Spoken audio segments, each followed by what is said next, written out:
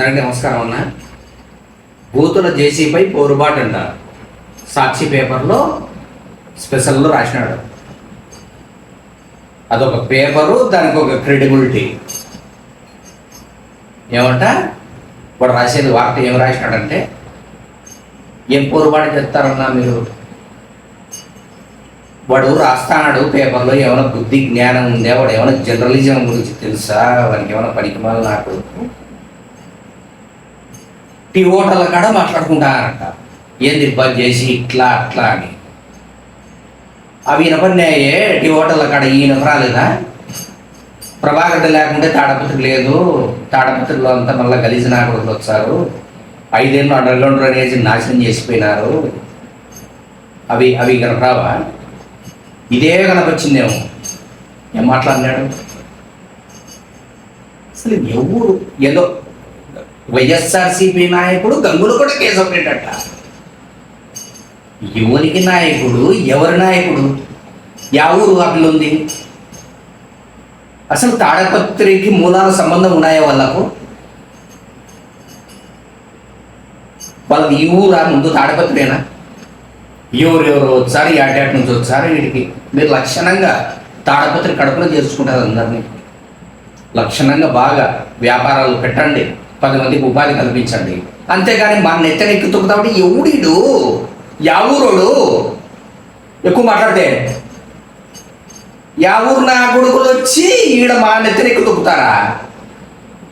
ఎవరు మీరంతా? సహనం కోల్పోతామరా మీకోసం? వద్దు స్వామి, మీరు పోనరా స్వామి, మీరు వద్దు, మీరు వద్దు మాకు తాడపత్రికి. మాకు గబ్బు కొట్టిద్దండి.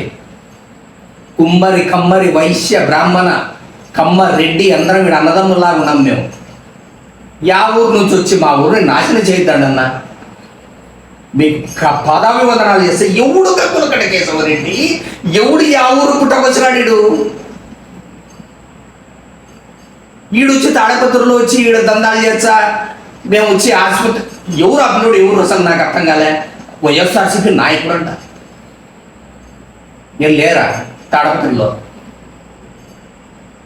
మాకు మంచి అనుకోళ్ళు, చెడ్డ అనుకోళ్ళు. మాకు కడప జిల్లా, కర్నూలు జిల్లాలో వాటర్. మంచికో చెడ్డకో మరి ఏమో మరి. యాటాటి నుంచి వచ్చేది ఇక్కడ చేరుకుండేది, నాశనం చేసిపోయేది ఊరును. జేసీ ప్రభాకర్ రెడ్డిని మాట్లాడతారు. ఆయన వయస్సు ఏంది? ఆయన పనితనం ఏంది?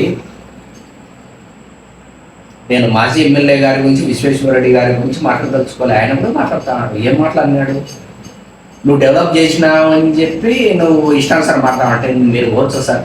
మీరు ఇష్టానుసారం మీరు చేయొచ్చు సార్. మంచి చెడు విచక్షణ జ్ఞానం మీకు లేదా సార్? మీరు చేసే తప్పు కాదా?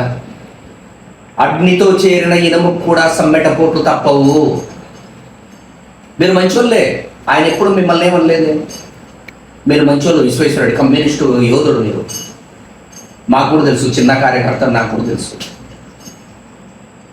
విశ్వేశ్వరరెడ్డి అన్న కమ్యూనిస్టు యోధుడు అనేది తెలుసు మాకు.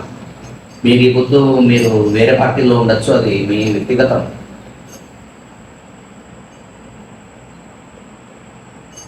డెవలప్ చేసినామని మా గురించి మాట్లాడతానవే అని చెప్పి మీరు క్వశ్చన్ చేసినారే. తప్పు చేస్తే మాట్లాడతాను, ఏదో మాట్లాడు. ఇంతకుముందే చెప్పిన, అగ్నితో చేరిన ఇనుముకు సమ్మెట కొట్టు తప్ప. ఒక ఆయుధం తయారు కావాలంటే అగ్నిలో తిరుగుతుంది. దాన్ని సమ్మెట తీసుకొడితేనే ఒకటి ఏదైనా కనుక ఆయుధం తయారయ్యేది. కూర్చో, నువ్వు చెప్పు. ఈ తప్పు చేస్తానావని నువ్వు చెప్పు. ఏం ప్రభాకర్ రెడ్డి బోధాశంకరుడు అన్నాడని కాదు. దయచేసి ఇప్పటికే కూడా ప్రతి ఒక్కరు అర్థం చేసుకోండి ఆయన మనసును. ఇంతమంది అభిమానిస్తారు, అతని కోసం ఇంతమంది ఉండాలంటే ఎందుకు ఉండారు రా అనేది ఒక్కటనే మిగతా జ్ఞానం ఉండే ఒక్కరికన్నా కూడా. పెద్ద ఆయన అనంత వెంకటరామరెడ్డి గారి కొడుక, అనంత వెంకరెడ్డి తాత కొడుక, వెంకటరామరెడ్డి గారి కొడుక. చేయలేదా చెప్పు? దివాకర్ రెడ్డి గారు, ప్రభాకర్ రెడ్డి గారు చేయలేదని చెప్పండి.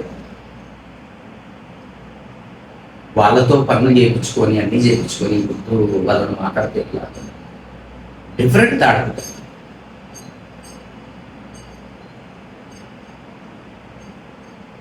మీకు ఎవ్వరికి లేని కష్టాలు ఈడే ఉన్నాయి.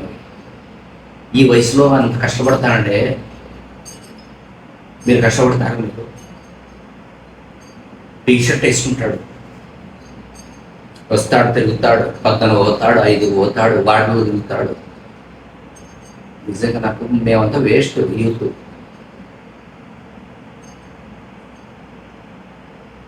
నిత్య కష్టపడేవాడు. ఎందుకో పాపం ఇక్కడ తాడపత్రంత ప్రాణం అతనికి. మీకుంది అది ఒక్కరికైనా కూడా మిమ్మల్ని క్వశ్చన్ చేయలేను. మీరు యోధాలు యోధులు, ఎంపీలు అయినారు, రంగయ్య సార్ గారు అందరూ.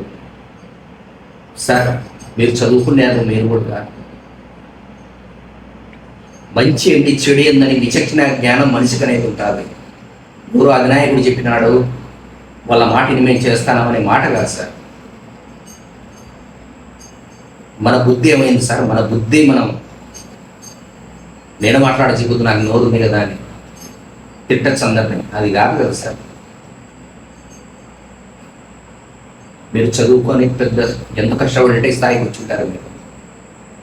ఆ కష్టాన్ని విలువననేది ఒక మాటతో పోతుంది చూడండి. ఆయన అసలు కనరాల్సిన అర్హత ఎవరికి లేదు ఈ జిల్లాలో. మా పార్టీ వాళ్ళకు కూడా లేదు. నేను మిమ్మల్ని కాదండి, మా పార్టీ వాళ్ళకు కూడా లేదు.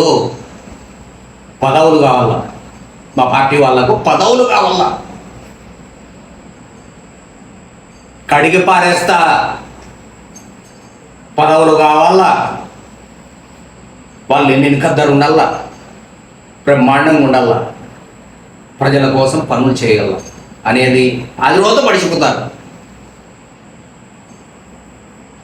మారండి రోజు. ఉమ్మడి అనంతపురం జిల్లాలో 14 నియోజకవర్గాల్లో 13 నియోజకవర్గాలు వేరు, తాడపత్రి వేరు.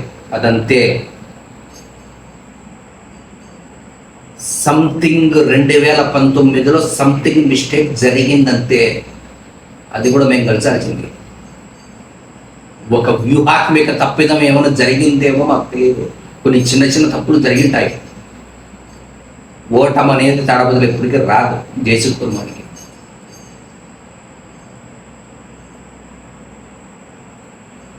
బాగుండే తాడపత్రిని గబ్బు కొట్టిద్దండి. మీరు చేయాల్సిన మేలు ఏందురా అంటే మా ఊరిని నాశనం చేయొద్దండి. సరే ఇంత ఆలోచన చేస్తున్నారే,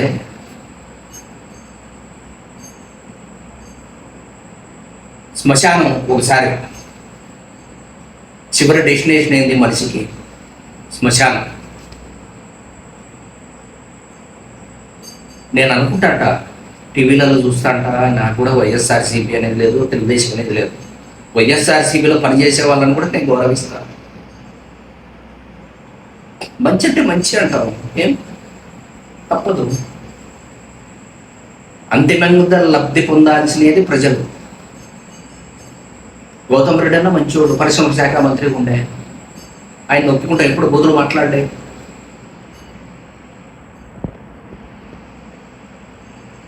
నిమ్మల రామానాయుడు అక్కడ డెవలప్ చేసినాడు శ్మశానం. అంతకు మించి తాడపత్రుల్లో శ్మశానం అంటే చివరి డెస్టినేషన్ మనిషి బతికిన తర్వాత చనిపోయే వరకు కూడా బాగుండాలని చెప్పి ఒకసారి రాండి, అందరిని చూద్దాం, మనం కూడా చూద్దాం.